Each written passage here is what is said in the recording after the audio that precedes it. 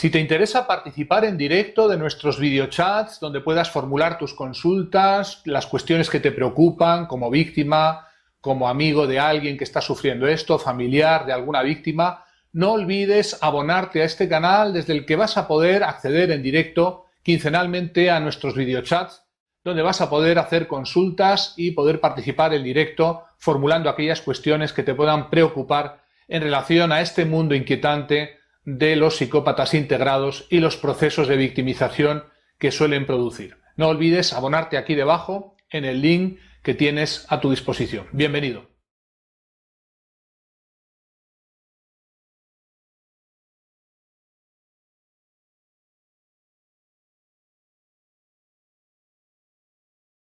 Vamos a ir con una pregunta en este caso que nos dejó Rosana, precisamente una pregunta superchat, Rosana Ruiz Ogarrio, que dice así: buenas noches a todos, ¿cómo puedo combatir los ataques de pánico? Cada vez son más frecuentes y ya me impiden trabajar y casi no duermo.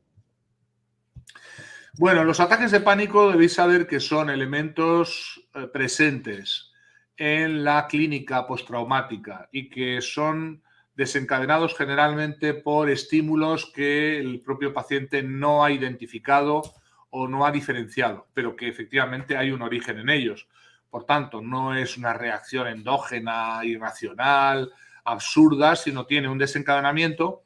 y es una reacción muy biológica, muy, si lo queréis, con un gran contenido de reacción psicofisiológica, que cursa con una sensación interna, verdadera, real, para la persona que sufre el ataque de pánico, de muerte inminente. La persona que lo sufre realmente cree que se está muriendo, que le está dando un ataque cardíaco o algo parecido. Y por eso el miedo, el pánico, el temor es el síntoma nuclear de ese ataque de ansiedad y por eso también se le denomina como ataque de pánico. Cursa con taquicardias, palpitaciones, sudoración, reacciones muy intensas, enrojecimiento de la piel, una sensación de opresión en la garganta, falta de aliento, a veces escalofríos, a veces sudores fríos. En definitiva, una situación de sofoco que crea una gran alarma y crea una gran desazón. Yo suelo repetir a los pacientes que sufren de ataques de pánico periódicos que es el único momento en que fisiológicamente es imposible el ataque cardíaco. Y por tanto, cuando te está dando el ataque de pánico, tienes que mantener la calma sabiendo que es una reacción psicológica que pasará y que tiene como sensaciones muy reales esa sensación de muerte inminente, pero que no es para nada un peligro de muerte biológica inminente. ¿Qué recomendaciones damos? Primero, hacerse tratar de la clínica postraumática que genera el ataque de pánico. Pero como remedio más a corto plazo, inmediato, si sufrís ataques de pánico, debéis mantener la calma e utilizar lo que llamamos la respiración profunda, que es una modalidad, un modo de intervenir o interferir la reacción en cadena, la reacción en círculo vicioso, que realimenta los síntomas fisiológicos con el miedo realimenta la taquicardia realimenta el miedo y eso entra en un bucle de feedback que es muy difícil salir de él. Lo que logra romper o detener ese bucle de feedback es la respiración y por eso centraros en respirar profundamente, intentar fijar o focalizar la atención en algo, mirar algún objeto, algún cuadro, algún objeto que esté cerca y focalizar vuestra atención en observarlo muy detenidamente y practicar en ese momento algo que es muy importante, que es la consciencia intensa, lo que llamamos la práctica de la mindfulness o plena y consciente atención, que es la que produce que a nivel fisiológico el neocórtex prefrontal tome o retome el control del comportamiento y sobre todo integre hacia abajo todas esas reacciones un poco descontroladas del cerebro. Ese ataque de pánico puede ser revertido con ayuda de la respiración profunda, con ayuda de técnicas que podéis emplearos en ellas, cuando no estéis en ataque de pánico, para tirar de ellas, tirar de esos recursos cuando llegue el momento del ataque de pánico. Hay una técnica que es común a a la resolución de los ataques de pánico y al trabajo mindfulness y al trabajo también con MDR, que es trabajar o, digamos, tener en vuestro acervo un lugar interno, un lugar que podáis considerar seguro interno, que pueda venir representado por una imagen, un lugar, un espacio físico que conozcáis, un lugar bucólico, campestre, tranquilo, pacífico, al que poderos retirar en ese momento y por tanto conectaros emocionalmente con ese lugar interno tranquilo que debéis saber generar. También hay otros recursos, como puede ser el entrenamiento autógeno, que es asociar una palabra a un gran estado de tranquilidad.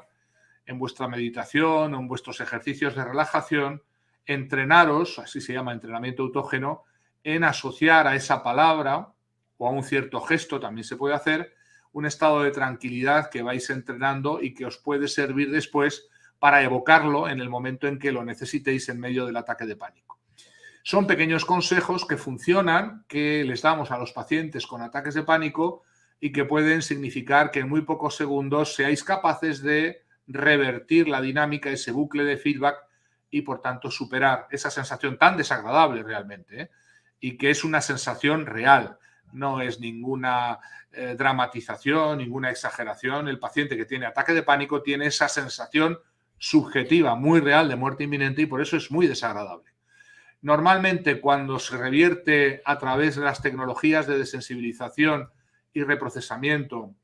los flashbacks y, digamos, todo el mundo postraumático asociado, revierten con bastante rapidez los ataques de pánico y no los volveréis a tener prácticamente ya nunca.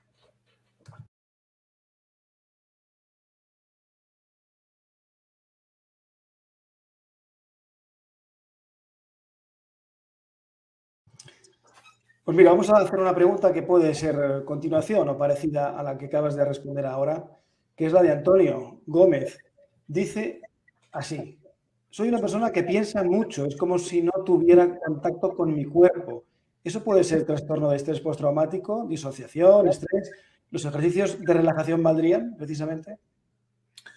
Sí, hay algo de eso. Generalmente la disociación traumática, que está, como sabéis muy bien, puesta al servicio de la supervivencia, hace que las personas que han sufrido abusos físicos, violencias directas o abusos sexuales, es decir, donde el cuerpo ha tenido una parte importante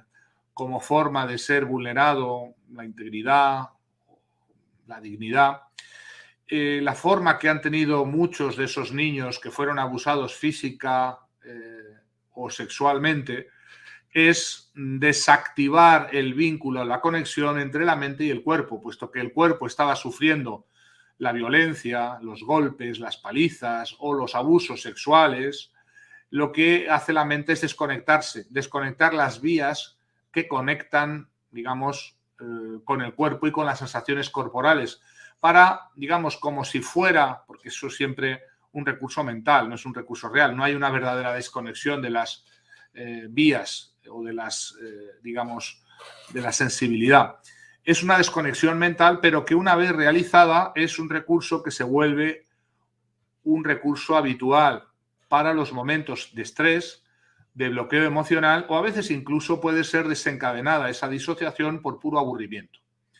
Entonces, no es porque pienses mucho por lo que te disocias de tu cuerpo, sino porque para disociarte de experiencias corporales duras o límites, has tenido que desconectar de las sensaciones. ¿Y qué modo mejor de desconexión que intensificar la parte mental, la parte del internal chat, es decir, el diálogo o el monólogo interno que todos tenemos? Y por eso muchas personas que tienen como reacción al trauma el acting out, es decir, convertir comportamientos impulsivos, atolondrados, acelerados, para intentar vehicular la emoción tóxica o dolorosa a través de esas conductas, ese acting out se produce de ese modo. También hay otra modalidad de acting out que es intensificar el pensamiento y buscar en el recurso a la imaginación y al mundo interior y a veces a la elaboración de mundos fantásticos completos que la persona disociada realiza para escapar a situaciones físicas externas, reales, agobiantes, tóxicas, peligrosas, abusivas, y de esa manera potencia, entre comillas, el monólogo interno, lo que la persona dice o siente, que es que piensa mucho. Bueno, piensa mucho porque es el modo de mantener esa desconexión a base de crear un mundo mental intenso, inflacionado, imaginario, que es el resultado también de la disociación. Entonces, la reconexión no va por la vía de la relajación, vendría o viene por digamos, el terminar con la necesidad de disociarse en los momentos críticos o en los momentos de alto estrés o en los momentos de peligro o amenaza. Y eso se consigue con el trabajo integral de desensibilización, es una parte, y reprocesamiento, que es otra parte de la clínica traumática. La reintegración de la experiencia completa hace que la víctima ya no necesite disociarse ni en comportamientos externos de acting out, ni en un mundo interno al que recurrir, mundo imaginario, que es un mundo de entelequia, un mundo disociativo, a veces interesante, creativo, divertido, pero que no es un mundo real y que le evita a la persona poder vivir la vida real, que es la única que verdaderamente tiene. Si te interesa participar en directo de nuestros videochats, donde puedas formular tus consultas, las cuestiones que te preocupan como víctima, como amigo de alguien que está sufriendo esto, familiar de alguna víctima, no olvides abonarte a este canal desde el que vas a poder acceder en directo quincenalmente a nuestros videochats, donde vas a poder hacer consultas y poder participar en directo formulando aquellas cuestiones que te puedan preocupar en relación a este mundo inquietante de los psicópatas integrados y los procesos de victimización que suelen producir. No olvides abonarte aquí debajo en el link que tienes a tu disposición. Bienvenido. El problema más habitual de la víctima de amor cero es la disonancia cognitiva, la incapacidad de creer lo que está pasando o las dudas que atenazan a la víctima respecto a si será o no será psicópata, narcisista o medio pensionista. Lo importante es conocer con una herramienta concreta que te lleva pocos minutos si estás en ese caso del amor cero o no, o estás en otro tipo de problema que puede existir en una pareja.